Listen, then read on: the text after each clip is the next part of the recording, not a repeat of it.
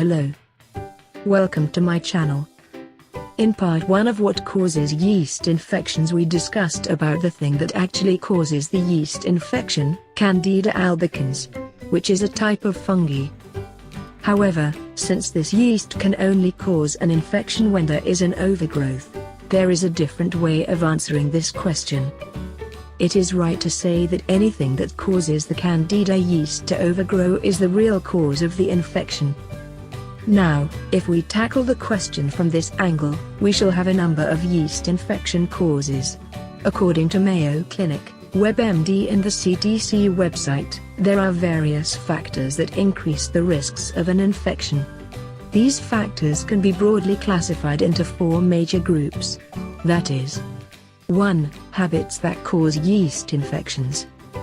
2. Medical conditions that cause yeast infections. 3. Foods that cause yeast infections. 4. Conditions that lead to yeast infections. Let's start with the first cause, habits that cause yeast infections. There are things which, when done, affect the natural balance that exists in the vaginal area. These habits alter the acidity of the vagina. They also kill off useful bacteria.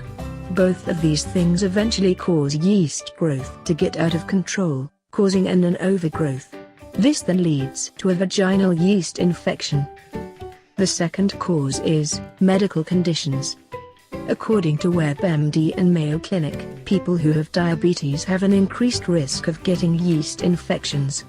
This is especially if their blood sugar levels are poorly managed. Also, some diseases like HIV weaken the body's ability to fight off infection.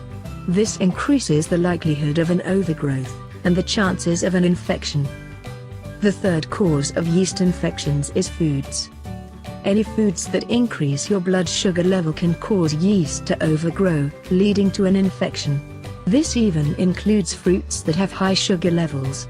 Indulging in these foods will provide the yeast with the sugar that it needs to multiply, something that will then cause you to suffer from the symptoms of vaginal yeast infections. The fourth cause is general conditions. Pregnancy falls under this category. Menstrual periods too. Studies have consistently linked yeast infections with pregnancy and menstruation. Whether it is as a result of hormonal fluctuations leading to increased cell sugar levels or suppressed immunity that occurs during these periods, one thing is clear: yeast infections tend to attack when one is pregnant, and when having a period. That's it. Thank you for watching. And please, don't forget to subscribe.